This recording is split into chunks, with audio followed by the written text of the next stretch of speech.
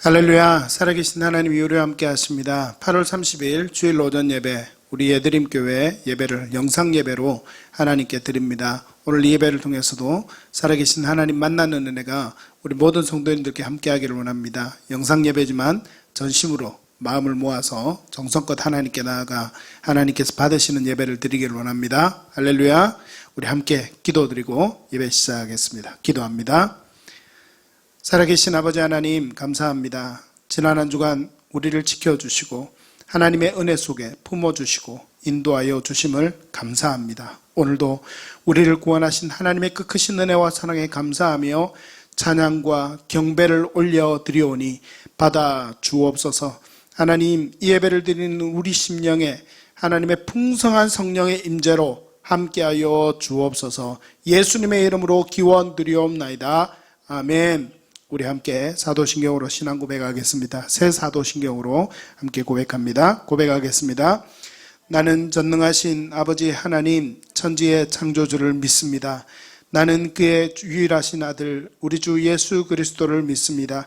그는 성령으로 잉태되어 동정녀 마리아에게서 나시고 본디오 빌라도에게 고난을 받아 십자가에 못 박혀 죽으시고 장사된 지 사흘 만에 죽은 자 가운데서 다시 살아나셨으며 하늘에 오르시어 전능하신 아버지 하나님 우편에 앉아 계시다가 거기로부터 살아있는 자와 죽은 자를 심판하러 오십니다. 나는 성령을 믿으며 거룩한 공교회와 성도의 교제와 주를 용서받는 것과 몸의 부활과 영생을 믿습니다. 아멘. 오늘은 특별히 우리 함께 찬양할 때 부르신 곳에서 찬양하기를 원합니다. 따스한 성령님께서 우리 예배 가운데 함께 하십니다. 여러분 믿습니까? 그 하나님의 은혜를 함께 찬양하며 고백하며 함께 나아갑시다. 함께 찬양하겠습니다.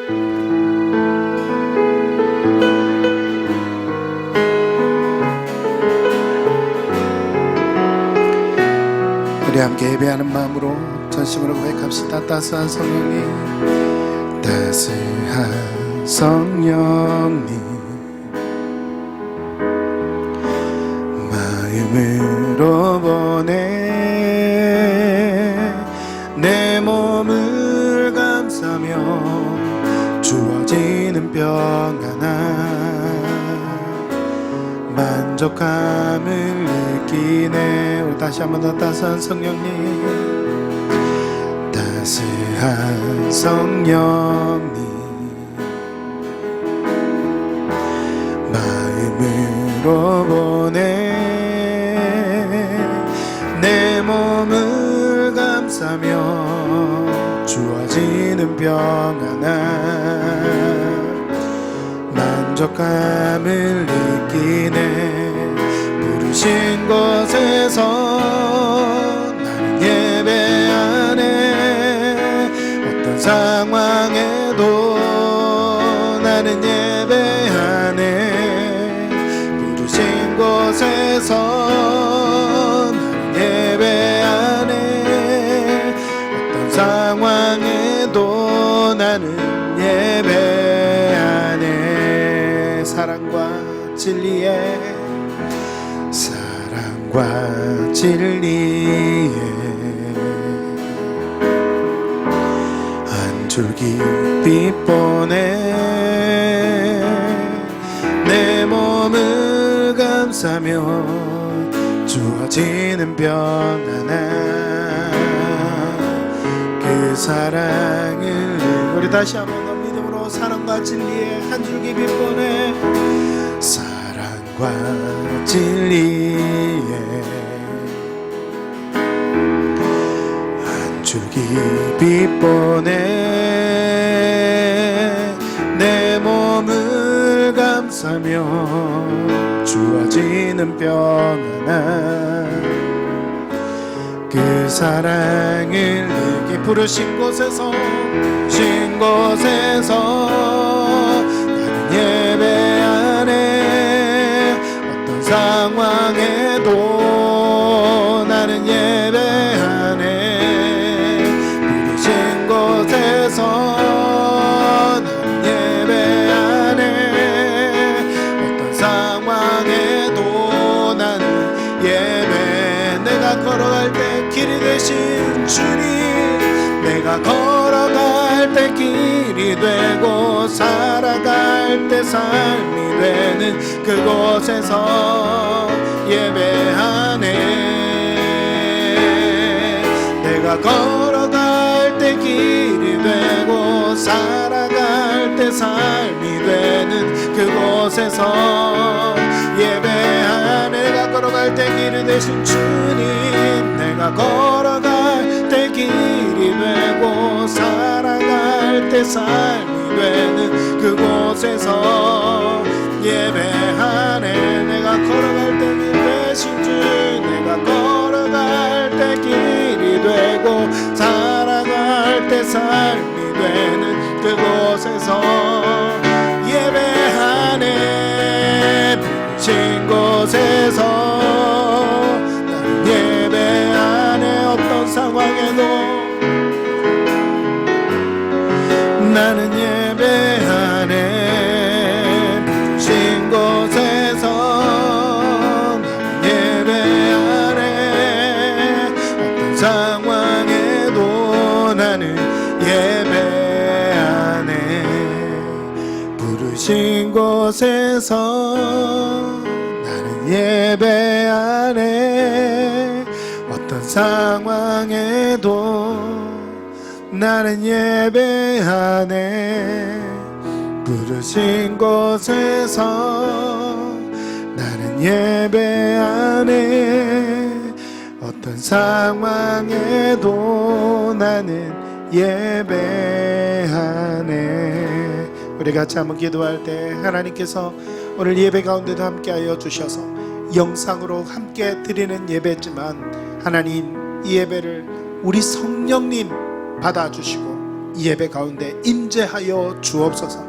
우리 마음이 전심으로 하나님을 향하게 하시고 이 예배 가운데도 함께 하시는 하나님 만나는 은혜가 우리 모든 성도들 한 사람 한 사람 가운데 있도록 하나님 함께하여 주옵소서. 우리 함께 기도드리면서 하나님 앞에 나가시다 함께 기도하겠습니다. 살아계신 아버지 하나님 감사합니다.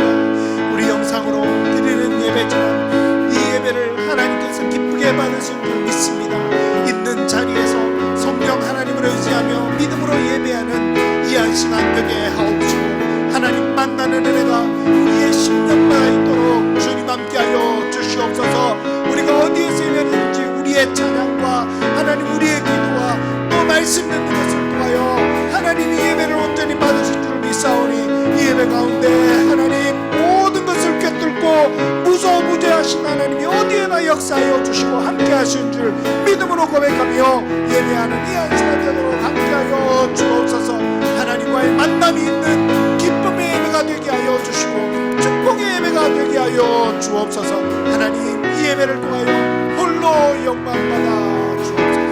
오 살아계신 하나님 역사하여 주시옵소서. 우리 함께 기도하겠습니다. 살아계신 하나님 아버지, 은혜와 사랑을 감사드립니다. 지난 한 주간 이 난리와 난리 속에서도 우리를 지켜주시고 하나님의 은혜 가운데 인도하여 주심을 감사합니다. 그러나 하나님, 이렇게 많이 어려움을 당하는 이 땅과 이 한국교회를 긍휼히 여겨주시고 하나님의 은혜 가운데 속히 회복되는 은혜가 있도록 하나님 은혜를 부어 주시옵소서.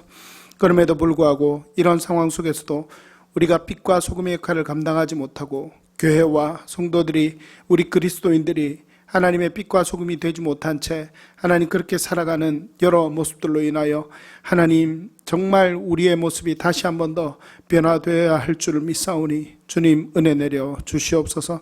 우리 성도들 한 사람 한 사람 지난 주간에도 또 우리의 삶 속에서 하나님의 은혜 속에 살지 못하고 알고 모르게 지은 죄악들 용서하여 주시고 하나님의 은혜로 우리를 새롭게 하여 주셔서 하나님의 은혜 속에 날마다 살아가고자 그렇게 나아가는 은혜가 있도록 주님 함께하여 주시옵소서. 올 한 해 우리 예드림교회 소원을 주신 하나님 아버지, 하나님의 임재를 이루는 건강한 예배 공동체로 세워져가는 은혜가 있게 하여 주시고 오직 온전히 서가는 성도, 자라가는 교회가 될 수 있는 은혜가 있도록 기도하고 시작하였지만 코로나19 사태로 인하여 하나님 잠시 멈추어 있는 것을 보게 됩니다. 그러나 하나님 이곳에 멈춰 있지 않도록 주님 은혜를 베풀어 주시고 늘 하나님 은혜 속에서 날마다 자라가는 은혜가 있도록 주님 함께하여 주시옵소서. 우리 성도들 한 사람 한 사람 믿음을 지켜주시고 은혜 가운데 굳게 서서 하나님의 영광의 사명 또 영광의 은혜 잘 누리며 살아가는 은혜가 있도록 주님 함께하여 주옵소서. 코로나19로 인하여 아픔을 당하는 그런 우리 성도들도 또 있습니다. 또 하나님, 우리가 건강하게 살지만 늘 염려하며 우리의 건강을 위하여 기도하는 성도들도 있습니다. 뿐만 아니라 늘 성령 충만, 은혜 충만하기를 원하는 성도들, 또 자신의 장래와 미래의 문제를 위하여 기도하는 성도들, 또 학업 중에 있는 우리 청소년들, 어린이들, 하나님의 은혜 가운데 자라가야 하지만 그렇지 못한 현실을 두고 아파하고 어찌할지 기도하는 가운데 있사오니 하나님, 이 모든 기도의 소원들 하나하나 들어 응답하여 주시고 하나님의 은혜 속에 날마다 살아가는 은혜가 있도록 주님 함께하여 주시옵소서. 기도하라, 그 기도를 들으리라 하나님 말씀하여 주셨고 너는 내게 부르짖으라, 그 기도를 응답할 것이라 말씀하신 하나님의 은혜를 기대하며 날마다 기도하는 자리에 설 수 있는 우리 모든 성도들 되게 하여 주옵소서. 기도할 때 하늘 문을 여시고 응답하시는 하나님의 은혜와 역사와 그 능력을 날마다 경험하는 그런 살아있는 믿음의 자리에 설 수 있는 우리 모든 성도들 되도록 은혜 내려 주시옵소서. 지금 이 시간에도 우리 한국교회와 나라와 민족과 또 세계 곳곳에 흩어져 주의 복음을 전하는 우리 선교사님들, 코로나19와 싸우며 힘겹게 하루하루를 지나고 있는 모든 선교사님들을 기억하여 주셔서 그 땅에서도 주의 복음 힘있게 증거되게 하여 주시고 국내에 기욱하여 또 다음 사역을 도모하는 우리 선교사님들에게 지혜를 더하시고 능력을 더하여 주셔서 잘 준비하는 은혜가 있을 수 있도록 주님 함께하여 주옵소서. 오늘 이 예배를 통하여도 영광 받아 주옵소서. 또 이 예배 가운데 함께하신 하나님을 만나고 느끼고 고백하고 결단하는 은혜가 우리 모든 성도들에게 있을 수 있도록 살아계신 아버지 하나님 함께하여 주시옵소서. 이 예배를 통하여 하나님만 영광받아 주옵소서. 예수님의 이름으로 기도드리옵나이다. 아멘.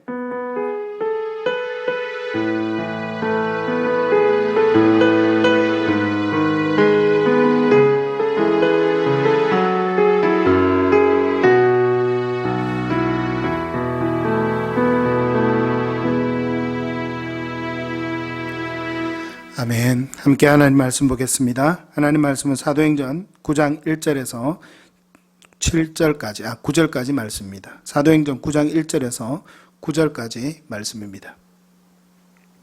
성경을 찾으시길 바랍니다. 제가 읽겠습니다. 사울이 주의 제자들에 대하여 여전히 위협과 살기가 등등하여 대제사장에게 가서 다메섹 여러 회당에 가져갈 공문을 청하니 이는 만일 그 도를 따르는 사람을 만나면 남녀를 막론하고 결박하여 예루살렘으로 잡아오려 함이라. 사울이 길을 가다가 다메섹에 가까이 이르더니 호련히 하늘로부터 빛이 그를 둘러 비추는지라. 땅에 엎드러져 소리 들음에 소리가 있어 이르시되 사울아 사울아 내가 어찌하여 나를 박해하느냐 하시거늘 대답하되 주여 누구시니까 이르시되 나는 네가 박해하는 예수라. 너는 일어나 시내로 들어가라. 네가 행할 것을 네게 이를 자가 있느니라 하시니 같이 가던 사람들은 소리만 듣고 아무도 보지 못하여 말을 못하고 서 있더라. 사울이 땅에서 일어나 눈은 떴으나 아무것도 보지 못하고 사람의 손에 끌려 다메섹으로 들어가서 사흘 동안 보지 못하고 먹지도 마시지도 아니하니라. 아멘. 이 시간 우리 찬양 드리면서 봉헌 드리겠습니다. 찬양 드리면서 봉헌 드릴 때에 밑에 온라인 헌금 계좌가 뜰 것입니다. 함께 우리 봉헌 찬양 드리는 동안 봉헌을 하셔도 좋고요. 나중에 예배가 마친 뒤에 자유롭게 헌금하셔도 좋겠습니다. 함께 찬양 드리면서 봉헌 드립니다.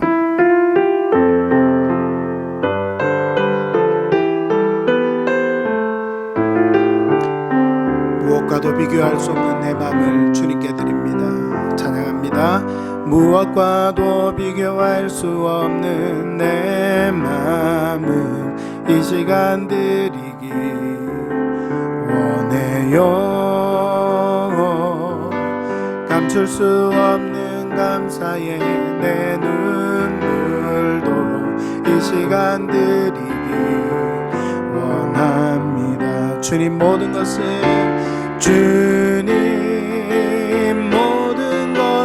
주시니 즐겁게 또 드립니다. 오늘도 우리 예물들을 받으소서. 선하신 주께 할렐루야. 주님 모든 것을 주시니 즐겁게 또 드립니다. 오늘도 우리 예물들을 받으소서.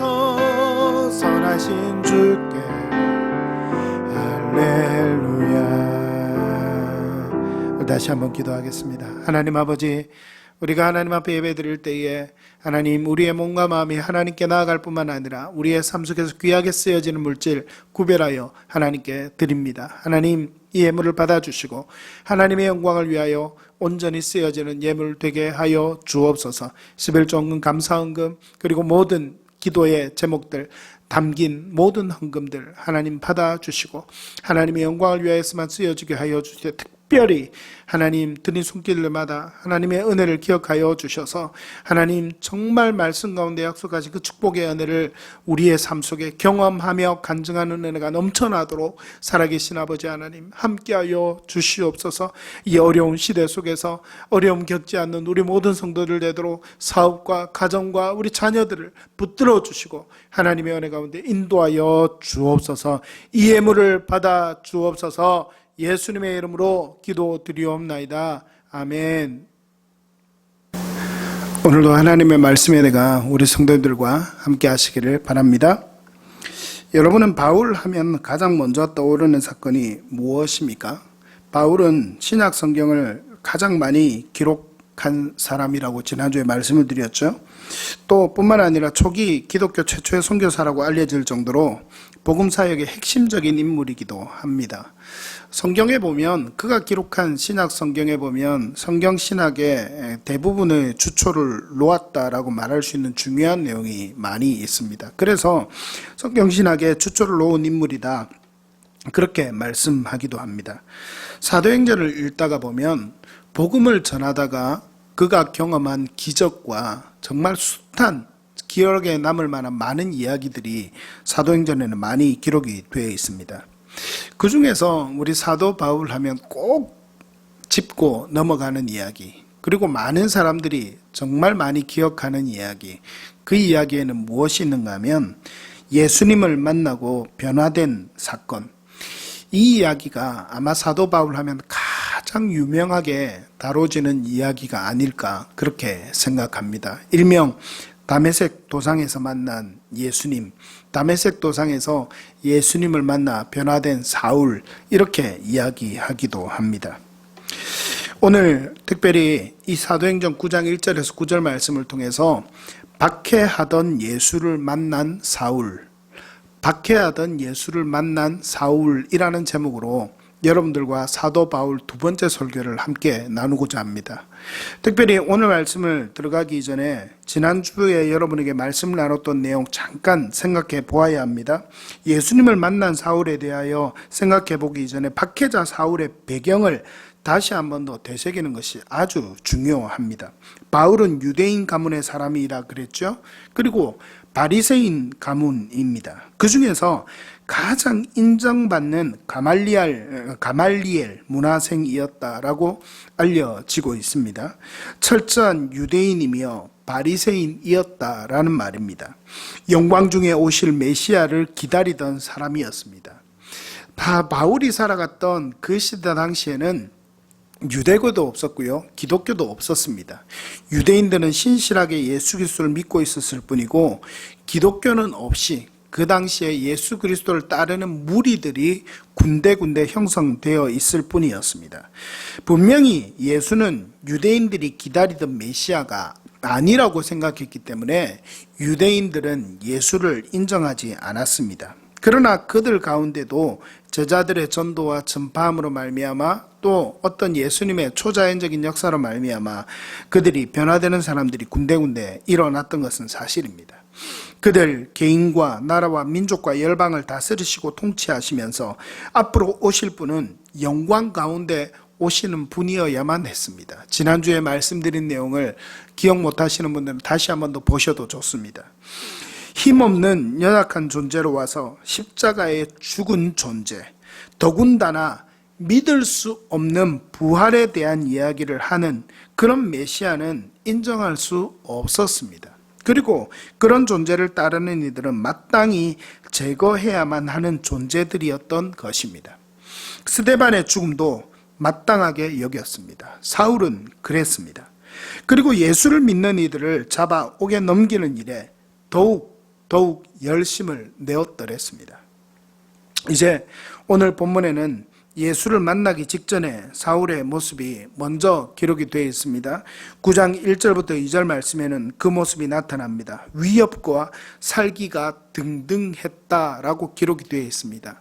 누구에 대해서 그랬다는 말입니까? 주의 제자들에 대해서 그랬다 기록이 되어 있습니다. 왜요? 위와 같은 이유, 제가 앞에서 드렸던 이 말씀과 같은 이유 때문이었습니다. 아직 예수님을 만나지 못한 유대인인 그에게 제자들은 당연히 없어져야만 하는 그런 존재들이었던 거죠.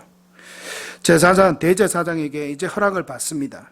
공문을 받아서 예수를 따르는 사람들을 잡아오고자 다메섹으로 향했습니다.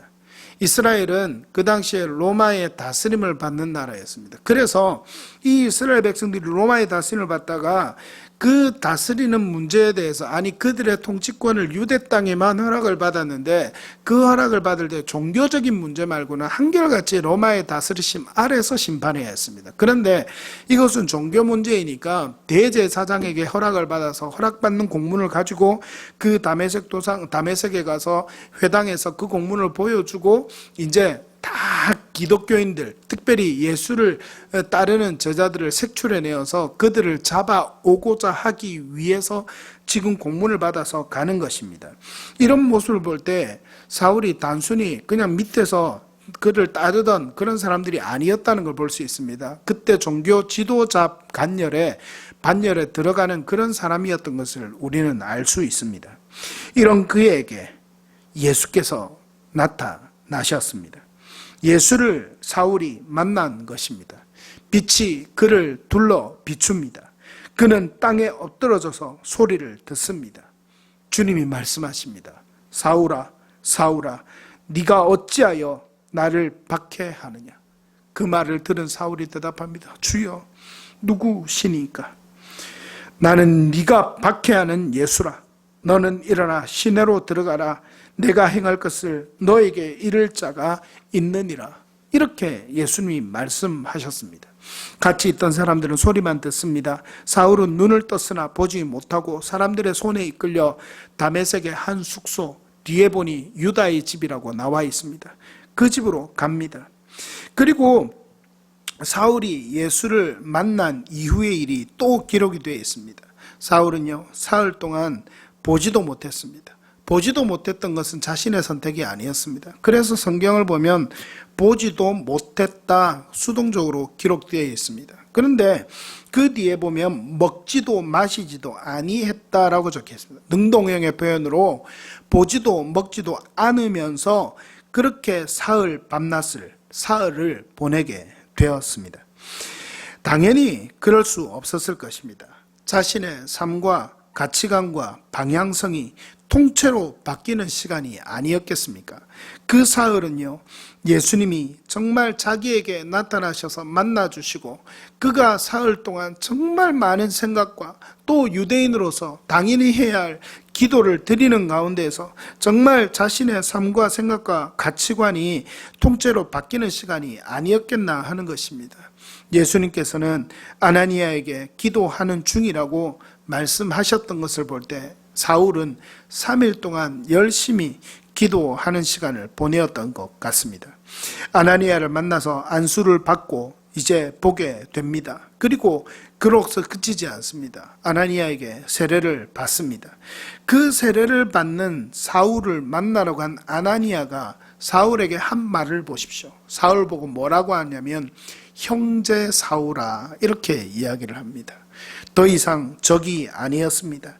하나님께서 예수님께서 아나니아에게도 미리 만나서 말씀을 하셨기 때문에 이는 나의 택한 자다 말씀을 하셨기 때문에 사울을 형제라고 이야기하는 아나니아의 모습을 통해서도 우리가 이 사울이 변화된 것을 확인할 수 있는 것입니다. 다메섹에 있는 회당에서 이제 예수가 하나님의 아들이심을 전파하는 모습이 오늘 본문 이후에 22절까지 기록이 되어 있습니다. 오늘은 특별히 22절까지 이 전체의 말씀에 대해서 생각을 해보고자 합니다. 1절부터 22절까지의 말씀을 간략하게 여러분에게 정리를 해서 한번 나눠드렸습니다. 지금까지 사울이 예수를 만나기 전후의 일들을 정리해 본 것입니다. 사울의 모습을 거울 삼아 이 말씀을 통해서 우리의 삶에 적용해야 할 모습을 한 3가지 정도로 여러분들과 함께 나누고자 합니다. 첫째는요, 예수를 만나기 전에 사울의 모습은 어땠습니까? 예수를 만나기 전에 사울의 삶은 박해자요 핍박자였던 것입니다. 사울이 직접 나중에 바울이 되고 난 뒤에 성경을 쓰면서 그의 입으로 고백한 말이, 그의 손으로 쓴 골에서 고백한 말이 바로 이것이었습니다. 예수님을 만나기 전에 나는 핍박자요 박해자였다. 그렇게 말하고 있었습니다. 사울이 하나님을 믿지 않았습니까? 아닙니다. 사울은 하나님을 너무나도 잘 믿는 유대인이었습니다. 그러나 메시아 예수를 메시아로 만나지 못하고 인정하지 않으니 오히려 예수를 믿고 따르던 사람들을 박해하는 사람이 되었던 것입니다. 여러분, 오늘 말씀, 우리가 함께 읽었던 오늘 말씀 8절 말씀에 보면 기막힌 표현이 기록되어 있습니다. 뭐라고 기록이 되어 있냐면 눈은 떴으나 아무것도 보지 못하고, 사울의 상태에 대해서 지금 앞을 보지 못하면서 다메섹으로 그의 주변에 있던 사람들에게 이끌려가는 그 모습을 보면서 기록되었는데 눈은 떴으나 아무것도 보지 못했다라고 기록이 되어 있습니다. 여러분, 사울이 예수님을 만난 후 보지 못하게 된 것을 묘사한 말입니다. 사울은 그랬습니다. 육체적으로 그랬던 것뿐만 아니라 영적으로도 눈은 뜨고 있었습니다. 그런데 보지 못했습니다. 그래서 그는 오히려 제자들을 박해하는 길에 섰습니다. 예수님은 사울에게 나타나서 말씀하십니다. 그렇게 박해하는 것이, 그들을 박해하는 것이 아니라 바로 나 예수를 박해하는 것이다. 오늘 이렇게 오늘 본문 4절 5절 말씀에서 말씀하고 있는 것을 보게 됩니다. 사랑하는 성도 여러분, 기독교에서는 하나님에 대해 말할 때 삼위일체 하나님을 많이 강조합니다. 성부 하나님, 성자 하나님, 성령 하나님, 이 세 위를 가지신 하나님이시지만 한 분이신 하나님이시라는 의미입니다. 삼위일체를 간단히 설명하면 그렇습니다. 삼위를 가졌지만 일체 한 분이라는 말입니다. 이런 말은 성경에 나타납니까? 아닙니다. 성경 어디를 둘러봐도 삼위일체라는 말은 나타나지 않습니다. 그런데 성경을 보면 삼위이면서 일체이신 하나님이 나타나는 부분이 많이 있습니다. 그리고 또 그렇지 않고는 설명될 수 없는 부분이 있습니다. 그렇기 때문에 신학자들이 이 성경에 나타난 이야기들을 보고 이 성경에 나타난 하나님을 정리하면서 신학적으로 표현해서 정리한 말이 무엇인가 하면 바로 삼위일체입니다. 어쩌면 이 말의 표현조차도 우리의 인간적인 어떤 언어적인 유희와 표현에서 찾아서 설명한 것이지 하나님에 대해서 다 설명할 수는 없는 유한한 우리 사람의 노력으로는 다 표현할 수 없는 하나님의 속성이다. 우리는 그냥 그렇게 생각하는 것이 어쩌면 더 나을 것입니다. 그런데 이 삼위일체이신 하나님을 정리한 것이 바로 그 말입니다. 천지를 창조하시고 전능하심으로 온 세상 만물을 다스리는 하나님, 그리고 우리 죄의 대속제물이 되셔서 하나님이 친히 오셔서 우리를 대신해서 십자가에 죽으시고 사흘 만에 부활하신 성자 하나님, 또 우리와 함께 하셔서 우리를 친히 인도하시고 우리의 상담자가 되셔서 우리의 삶을 너무나도 친근하게 인도하시는 성령 하나님, 오늘 우리는 이 삼위일체이신 하나님을 만나야만 합니다. 성부 하나님만을 강조한 나머지 아직도 오실 메시아를 기다리고 있다면 율법을 더욱 철저히 지키며 살아가야 합니다. 여러분, 그것이 바로 유대인들의 모습이었다, 유대인이 가진 신앙이었다, 이렇게 이야기할 수 있습니다. 성자 하나님만 강조하며 십자가와 부활만을 강조한 신앙을 가져서도 안 됩니다. 오늘날 지금 우리나라에서도 예수님의 부활이 너무 중요한데 부활을 잃어버려서 생명을 잃어버렸다, 그래서 부활을 강조하는 그 신앙을, 그런 교회들도 있습니다. 지금 이단 시비가 걸려 있는데 그런 부활만을 강조한, 그리고 십자가와 부활만을 강조한 그런 신앙, 성자 예수님만을 강조한 그런 신앙을 가져서도 안 됩니다. 복음적인 사명을 고취하는데 주교약일지는 몰라도 이런 신앙의 뿌리는 흔들리기 쉽습니다. 그리고 성령 하나님만 강조하는 신앙의 모습 또한 마찬가지입니다. 주로 신비주의, 은사주의 이런 데 빠지기가 쉽습니다. 사랑하는 성도 여러분, 삼위일체 하나님을 만나는 은혜가 우리에게 있기를 간절히 바랍니다. 우리와 함께 하셔서 영광으로 통치하시며 우리 예배를 받기에 합당하신 하나님, 그리고 우리를 너무나도 사랑하셔서 생명까지 주심으로 우리의 죄를 사하여 주시고 부활하셔서 하나님 우편에 앉으셔서 지금도 우리를 위하여 기도하고 계시는 하나님, 우리 심령을 만지시고 날마다 새롭게 하시며 힘든 세상을 살아갈 힘을 더하여 주시는 너무나도 친근한 하나님, 이 하나님을 만나는 은혜가 여러분 한 사람의 심령에 있기를 간절히 바랍니다. 예수를 만나고 난 뒤 사울은 비로소 그가 기다리던 메시아가 누구인지 알게 되었습니다. 한낱 인간으로 여겼던 예수, 연약하여 십자가의 죄인과 같은 모습으로 처형된 줄만 알았던 예수, 그가 바로 메시아였던 것입니다. 다음 주일부터 설교를 통해 나누겠지만 그의 삶은 달라졌습니다. 그 이전 구약의 하나님과 율법만 알던 그는 박해자였지만 예수를 만난 뒤 예수가 하나님의 아들이심을 알게 되었고 예수가 메시아이심을 알게 되자 그 예수가 메시아이심을 일평생 증거하는 사람으로 변화되게 된 것입니다. 그는 바리새인에서 그리스도인이 된 것입니다. 지금 오늘날 우리가 말하는 바로 사도 바울이 된 것이었습니다. 삶에서, 그리고 무엇보다 우리가 드리는 예배 가운데서 이 예수님을 만나는 은혜가 간절히 있기를 바랍니다. 우리 교회에는 청소년들 2명과 우리 주일학교 학생들 2명이 있습니다. 물론 10대가 되었기 때문에 우리 청소년들이라 할 수 있겠지만 우리 4명의 청소년들, 그리고 우리 교회는 또 청년들이 많이 있죠. 많이 있다고 해봐야 6명 정도지만 우리 청년들, 믿음의 부모님 아래서 자연적으로 교회를 나오며 신앙생활을 하게 된 모든 우리 성도님들, 우리 장년 성도님들도 다 포함됩니다. 부모님이 만났던 예수가 아닌 나의 예수를 만나는 은혜와 축복이 있기를 간절히 바랍니다. 그래서 목사님, 예수님 만나려면 그러면 어떻게 해야 되는데 어떻게 만날 수 있죠? 저도 모릅니다. 여러분, 사울은요, 예수님을 만났던 때까지는 뭐 했습니까? 그리고 예수님을 만나기 전에는 예수님을 만나는 사람들을 박해했던 그 많은 사람들을 넘겨주었던 게 사울이 아니었습니까? 그런데 때가 되니까 하나님께서 기적적으로 사울에게 나타나셨고, 그 사울에게 나타나셔서 사울을 만나시고 사울을 변화시키신 것이 바로 하나님의 계획이었습니다. 여러분, 하나님이 여러분을 언제 만날지 그것을 저에게 점쟁이가 아니기 때문에, 저는 점쟁이가 아니기 때문에 다 알지 못합니다. 여러분에게 언제 만날 수 있다 다 이야기할 수는 없습니다. 그러나 여러분, 분명한 것 한 가지가 있습니다. 그것은 사모하는 것입니다. 사모하는 자에게 내가 찾아갈 것이다. 사모하는 자에게 응답할 것이다. 그것이 하나님의 말씀입니다. 예수님을 만나기를 사모하십시오. 나의 예수님을 만나기를 사모하십시오.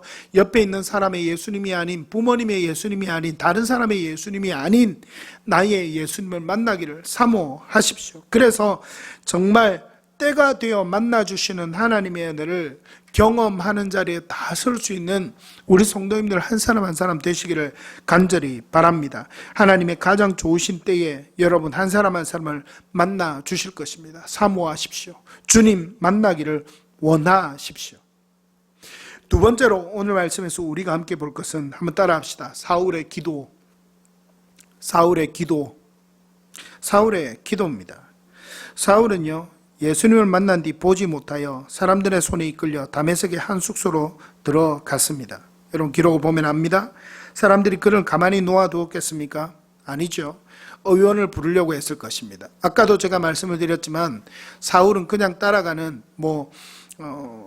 저 밑에 사람이 아니라 사울은 좀 지도자에 속해 있던 그런 사람이었음을 우리는 알 수 있습니다. 그래서 그와 함께 갔던 다른 사람들이 의원을 불러서 사울 선생님, 사울이요 좀 고쳐보는 것이 어떻겠습니까? 맛있는 것도 챙겨주기 위해서 그가 기운을 차리게 해서 다시 다메섹에 왔으니 이제 예수를 믿는 사람들, 예수님의 제자들을 잡아서 옥에 넘겨주는 그 사명을 다 감당하게 하려고 그렇게 애를 쓰지 않았겠습니까? 의원도 부르고 맛있는 것도 먹게 하여 그의 건강을 회복시키려고 그렇게 시도하지 않았겠습니까? 그런데요, 지도자였던 사울임을 짐작해 볼 때 그를 그냥 두지 않았을 것임에도 불구하고 그런 그가 9절 말씀에 보니까 사흘 동안 어떻게 했다고요? 먹지도 않고 마시지도 않았습니다. 사울이 그렇게 했다는 말입니다.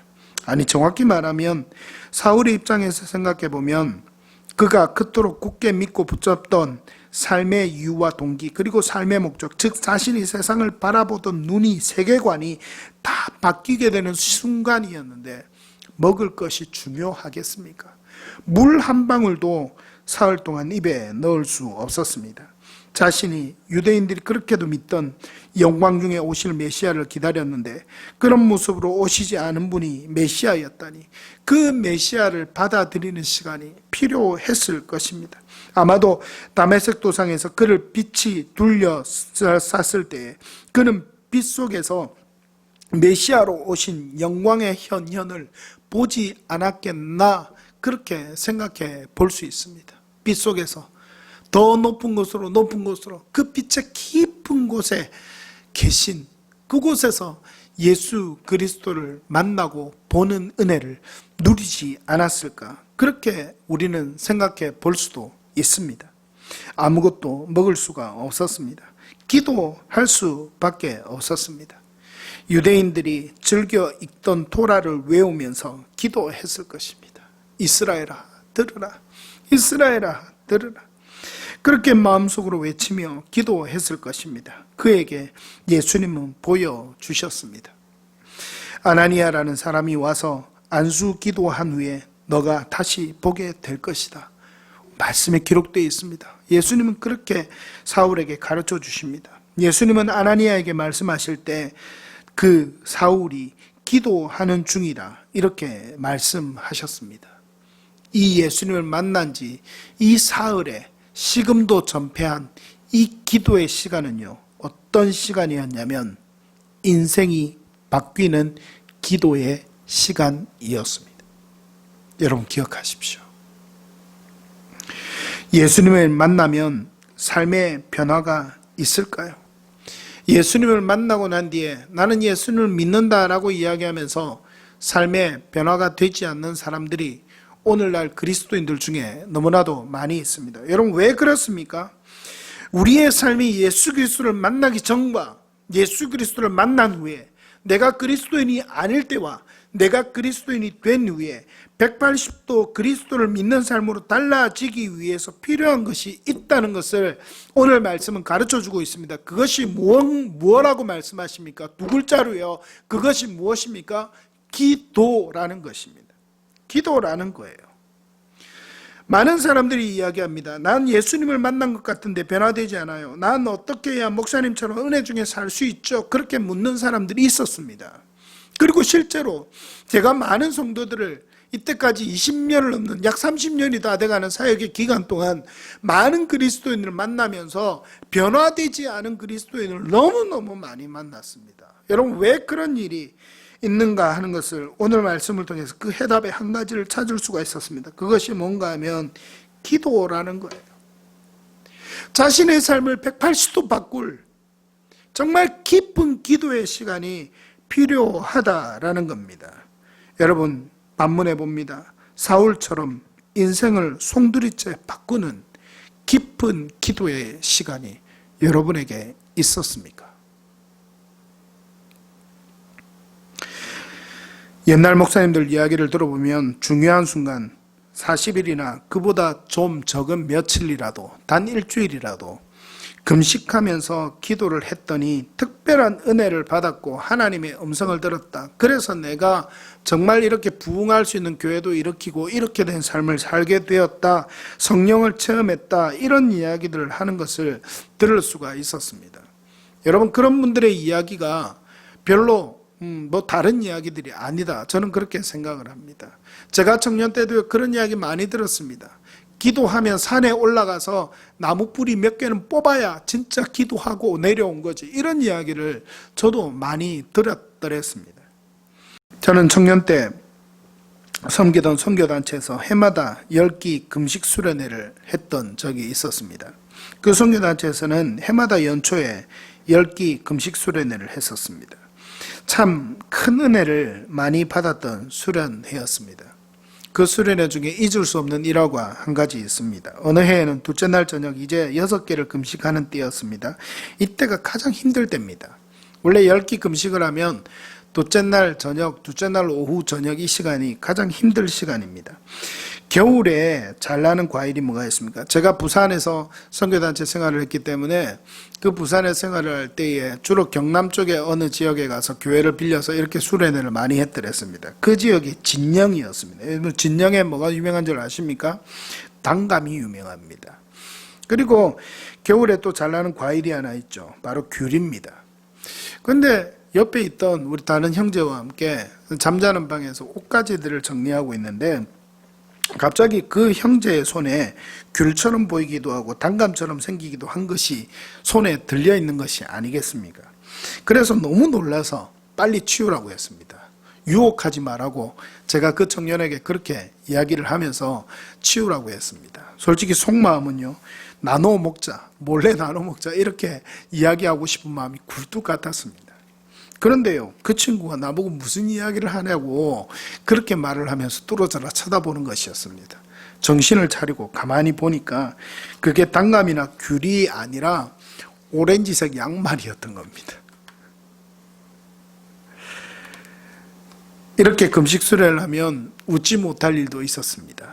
그런데요, 그렇게 10개의 금식 수련을 몇 번 하는 동안 정말 많이 울었었습니다.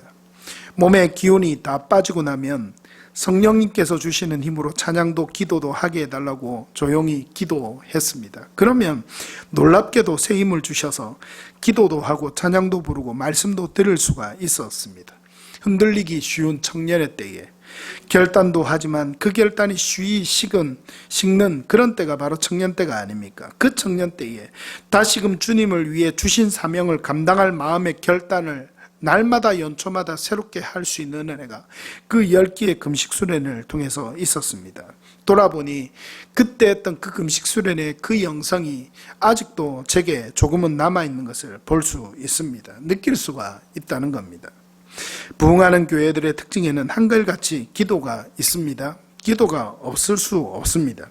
기도를 통해 하나님의 뜻을 알 수 있습니다. 그리고 그 뜻을 함께 행할 마음과 용기와 결단도 주십니다. 여러분, 기도하시기를 바랍니다. 여러분에게 묻고 싶습니다. 삶을 변화시키는 기도가 있습니까? 예수님을 보고 믿고 따르는 것이 사울처럼 충격이 되기를 바랍니다. 예수 믿는다는 것은 예수를 따르고 성경의 가르침을 따르겠다는 결단입니다. 그러나 이것은 교회 밖의 가르침과 사상과 너무나 많은 차이를 보이는 이 고차원적인 생각과 행동을 요구한다는 것을 여러분 기억하셔야 합니다. 사울과 같이 삶을 변화시키는 기도가 필요합니다. 더불어 매일의 삶을 예수의 사람으로 살아가는 원동력이 되는 기도가 오늘날 우리 그리스도인들에게 반드시 필요합니다. 기도하기를 바랍니다. 그래서 사울이 아니라 주님이 저를, 그리고 우리 성도들 한 사람 한 사람의 이름을 부르며 누구에게 말씀하실 때 저가 기도하는 중이라, 저가 기도하는 중이라. 제가 여러분의 이름을 불러가면서 매일매일 기도할 때 여러분의 이름을 주님이 제게 들려주시면서 저가 기도하는 중이라, 이렇게 말씀하실 수 있는 음성을 제가 듣기를 소망해 봅니다. 여러분, 기도의 자리에 나아가시기를 간절히 바랍니다. 마지막으로 박해자에서 전도자로 변화된 사울의 모습을 오늘 말씀을 통해서 볼 수 있습니다.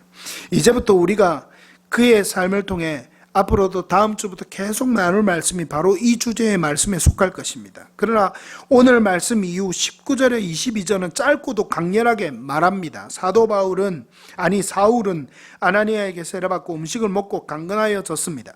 그리고 제자들과 다메섹에 며칠 있게 되었습니다. 그는 멈칫거리지 않았습니다. 그는 주저하지 않았습니다. 말씀해 보니 20절 말씀에 즉시로 각 회당에서 예수가 하나님의 아들이심을, 즉 자신들이 기다리던 메시아임을 전했습니다. 사울은 멈칫거리거나 주저함이 없이 그가 확신을 갖고 난 뒤에 즉시로 회당에 나아가서, 여러분 다메섹에 있는 회당에 뭐하러 왔었습니까? 바로 예수님을 믿는 사람들을 잡아서 옥에 가둬주려고, 옥에 넘기려고, 그렇게 제사장으로부터 허락된 공문을 받아가지고 온 사울이 아니었습니까? 근데 그 사울이 회당에 이제 들어가서 하는 일이 거꾸로 바뀌었습니다. 예수님의 제자들을 잡아 넘기는 게 아니라 오히려 예수님의 제자들보다 더 적극적으로 예수가 메시아임을 말씀을 전하는 것이었습니다. 그는 멈칫거리지 않고 즉시로 각 회당에서 예수가 하나님의 아들이시고 즉 자신들이 기다리던 메시아임을 전했습니다. 사람들이 놀랐습니다. 그런 그들의 반응에 그는 더 힘을 얻어서 예수를 그리스도라고 증언했습니다. 유대인들은 당혹해했습니다. 이 말씀이 오늘 22절까지 기록된 말씀입니다. 이것이요, 예수 만난 사람에게 일어난 일입니다. 여러분, 대한민국에는 몇 명의 그리스도인이 있다고요? 900만, 그 이상의 그리스도인이 있다고 이야기를 합니다. 진정한 그리스도인은 그렇지 않은 사람들을 당혹하게 하는 사람들입니다.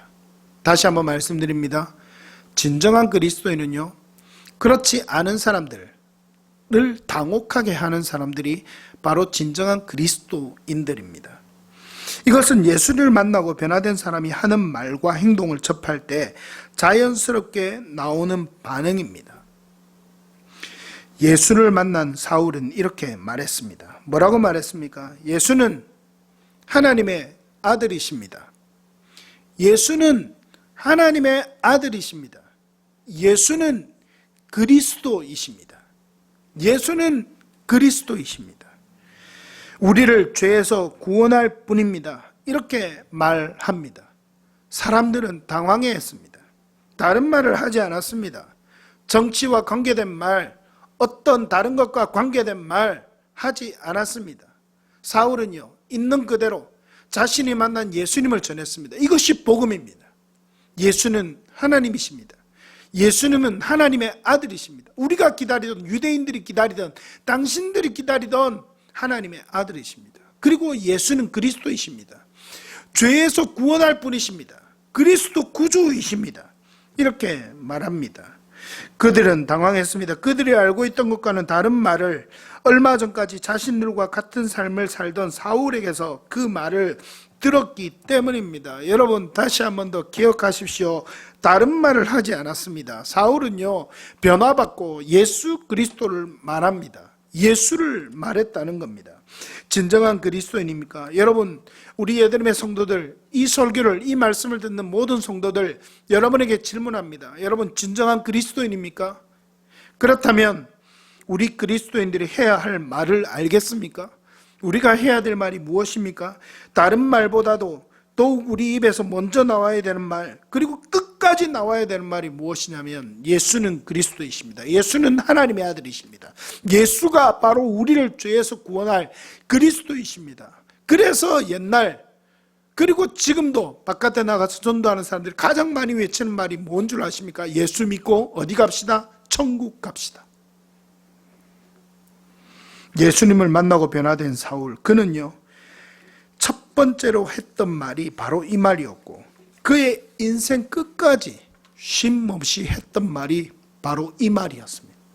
그리고 그는 어쩌면 순교하는 현장에서도 끝까지 이 말을 하다가 하나님 품에 안겼는지도 모르겠습니다. 말씀했습니다. 예수를 만나기 전 핍박자요 박해자였던 사울의 모습에서 오늘 나와 우리의 모습도, 오늘 저와 우리의 모습도 보게 되기를 바랍니다. 그런 나의 자리에서 핍박자요 박해자였도 무관심한 그런 나의 자리에서 구원의 은혜를 베푸신 하나님, 그리고 그 구원의 자리를 끌어내셔서 나를 지금 이곳에 앉혀놓으시고 영상 예배라도 드리면서 하나님을 찬양하고 예배해야 되는 사람으로 불러놓으신 이 하나님을 찬양하며 기뻐하며 감격해하는 은혜가 우리 성도님들에게 있기를 간절히 축복합니다. 그리고 예수를 만나고 그를 변화시켰던 중요한 요소가 있는데, 그것이 바로 식음을 전폐한 기쁜 기도였음을 기억하십시오. 여러분, 인생을 바꾸는 기도를 한 번도 한 적이 없다면 여러분 기쁜 기도의 자리로 나아가시기를 바랍니다. 그리고 매일매일의 삶을 하나님 앞에 드리면서 삶을 변화시키는 기도의 자리에 설 수 있는, 자리로 나아갈 수 있는 그런 은혜가 우리 성도들 한 사람 한 사람에 있게 되기를 간절히 바랍니다. 마지막으로 박해자에서 전도자로 변화된 사울은 다른 말하지 않았습니다. 무슨 말 했다고요? 예수는 하나님의 아들이십니다. 그리스도이십니다. 이 말만 평생 동안 했으며 또 그것을 가르치고 다닌 것이 바로 사도 바울의 삶이었던 것입니다. 그리스도인이라 고백하는 내 입과 말과 행동에서는 무엇을 말하고 있습니까? 예수는 그리스도입니다. 예수는 하나님의 아들이십니다. 예수 믿으면 우리의 죄를 다 해결받고 천국 가는 삶을 살 수 있습니다. 이 땅에서도 그 축복을 누리며 살 수 있습니다. 이 말만, 여러분의 말과 삶과 행동을 통해서 이것을 말할 수 있는 은혜가 늘 충만하기를 간절히 바랍니다. 사회가 많이 어렵습니다. 이 어려운 사회 속에서도 한 주간 이런 사울의 변화된 모습이 바로 우리의 모습이 되어 승리를 선포하는 그런 모습이 있게 되기를 간절히 바랍니다. 다시 한 번 더 교회가, 우리 그리스도인이 이 변화된 사울과 같이 회복된 존재로 하나님 앞에 세상에 서서 정말 주의 복음을 담대하게 증거할 수 있는 그런 은혜의 자리에 모두 설 수 있는 은혜가 우리 성도님들에게 있기를 간절히 바랍니다. 할렐루야. 우리 함께 말씀을 기억하며 함께 찬양합시다. 그 사랑 찬양합니다.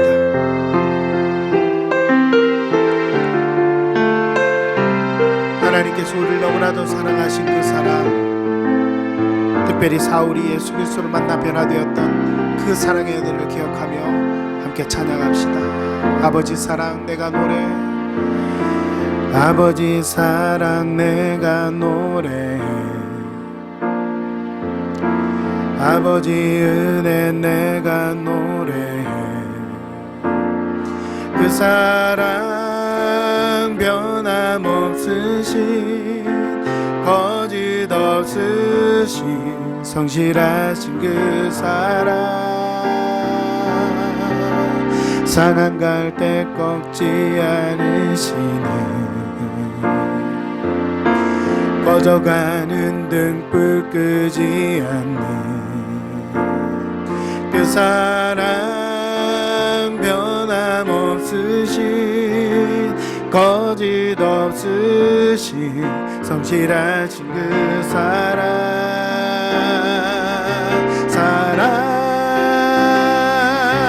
그 사랑 날 위해 죽으신, 날 위해 다시 사신 예수 그리스도, 다시 오실 그 사랑, 죽음도 생명도 천사도 하늘의 어떤 권세도 끊을 수 없는 영원한 그 사랑, 사랑 날 위해 그 사랑 날 위해 죽으신 날 위해 다시 사신 예수 그리스도 다시 오실 그 사랑 죽음도 생명도 천사도 하늘의 어떤 권세도 끊을 수 없는 영원한 그 사랑 예수 영원한 그 사랑 예수. 우리 함께 말씀을 기억하며 함께 기도할 때에 특별히 예수님을 만나기 전에 핍박자였던 박해자였던 우리 사울의 모습에서 오늘 우리의 모습을 한번 보기를 원합니다. 또 예수를 만나고 그를 변화시켰던 중요한 요소가 기도였음을 기억하시기를 바랍니다. 박해자에서 전도자로 변화된 사울은 다른 말 하지 않았습니다. 예수는 하나님의 아들 그리스도이십니다. 그 그리스도를 믿으십시오. 바로 이 말이었습니다. 다른 말 필요 없습니다.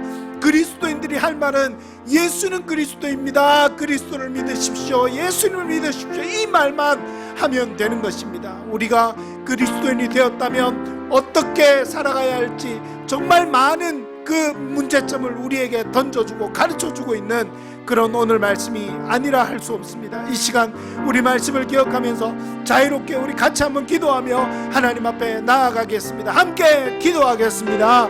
살아계신 아버지 하나님 감사합니다.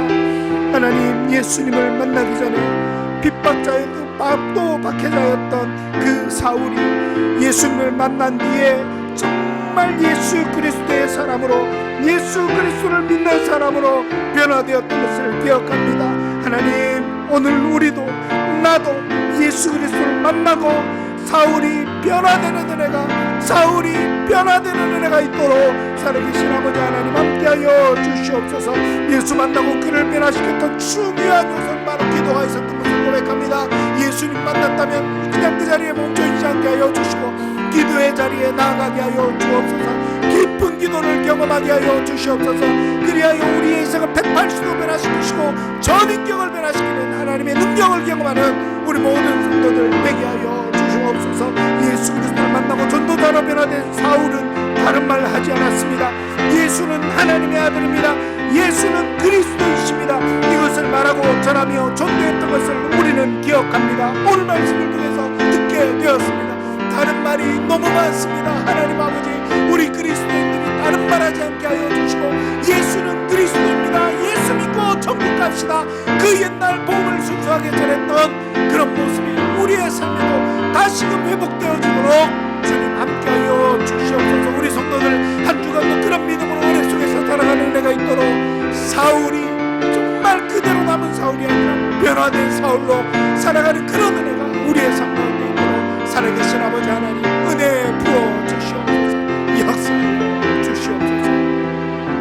살아계신 아버지 하나님 감사합니다. 오늘 말씀을 통하여 우리에게 너무나도 귀한 진리를 가르쳐 주시니 주님 감사합니다. 예수님을 만나기 전 핍박자요 박해자였던 사울의 모습에서 오늘 우리의 모습을 돌아봅니다. 우리는 어떤 모습이었습니까? 그 모습에서 우리를 변화시키셨던 그 하나님의 은혜를 감사하며 찬양하며 그렇게 하나님의 간격 속에서 늘 살아가는 은혜가 우리 성도들 가운데 있게 하여 주시옵소서. 뿐만 아니라 예수를 만나고 그는 가만히 있지 않았습니다. 3일 동안 식음을 전폐하며 기도하며 깊은 기도의 자리에서 자신의 전인격이 변화되고 삶이 180도 변화되는 은혜가 있었던 것을 우리는 볼 수 있었습니다. 하나님 예수 만나고 가만히 있지 않게 하여 주옵소서. 깊은 기도의 자리에 나아가는 우리 성도들 되게 하여 주옵소서. 오늘도 내일도 하루하루 하나님 기도의 자리에 서서 우리를 변화시키는 성령 하나님 예수 그리스도의 능력을 경험하는 자리에 날마다 설 수 있는 우리 성도들 다 되게 하여 주옵소서. 박해자에서 전도자로 변화된 사울은 다른 말 하지 않았습니다. 예수는 하나님의 아들이십니다. 예수는 그리스도이십니다. 우리를 모든 죄에서 해방시키실 분이십니다. 그것을 고백하고 증거하고 선포하고 돌이키는 일에 평생을 바쳤던 것을 우리는 보게 됩니다. 예수 믿고 다른 말하지 않게 하여 주옵소서. 내 말과 내 행동을 통하여 예수님이 나타나게 하여 주시고 예수가 그리스도임이 증거되는 역사가 또 예수가 그리스도임이 내 입술을 통하여 증거되는 역사가 날마다 있어지도록 주님 함께하여 주옵소서. 이 땅에 그리스도인들이 너무나도 부끄러운 행동을 함으로 하나님, 이 땅의 교회들이 너무나도 부끄럽고 어려운 처지에 처해 있는 것을 보게 됩니다. 교회가 다시 한 번 더 하나님 변화되게 하여 주시고, 우리 그리스도인들이 다시 한 번 더 변화되게 하여 주시고, 하나님 정말 다른 말 하지 않게 하여 주시고, 예수는 하나님의 아들이요 그리스도입니다. 복음만 증거하는 교회들, 복음만 증거하는 성도들이 될 수 있도록 하나님 은혜 베풀어 주시옵소서. 한 주간도 이 코로나19가 많이 확산되는 사태 속에서 우리 성도들 한 사람 한 사람 지켜주시고, 건강과 늘 성령의 충만함으로 은혜 가운데 살아갈 수 있는 우리 모든 성도들 되도록 축복하여 주옵소서. 예수님의 이름으로 기도드리옵나이다. 아멘. 축도하겠습니다. 우리 구주 예수 그리스도의 은혜와 하나님 아버지의 크신 사랑과 성령의 충만한 역사하시는 은혜가 예수를 만나고, 아니 박해하던 예수를 만나 변화된 사울과 같이 그렇게 변화된 믿음으로, 그런 삶으로, 그런 행동으로, 그런 말을 하며 진정한 그리스도인으로 살아가기를 소원하는 우리 모든 성도들 한 사람 한 사람 위에, 생업 위에, 가정 위에, 이 나라와 이 민족과 한국교회와 우리 예드림 교회 가운데 지금부터 영원토록 함께 있을지어다. 아멘.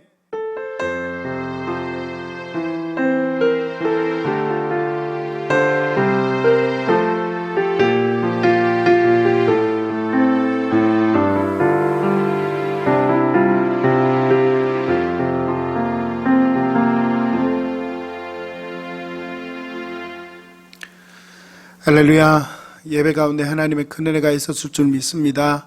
우리 옆 사람은 보이지 않죠. 자기 자신에게 한번 그렇게 이야기했으면 좋겠습니다. 변화된 사울이 됩시다. 자기 자신에게 이야기하십시오. 변화된 사울이 됩시다. 그런 은혜가 있기를 바랍니다.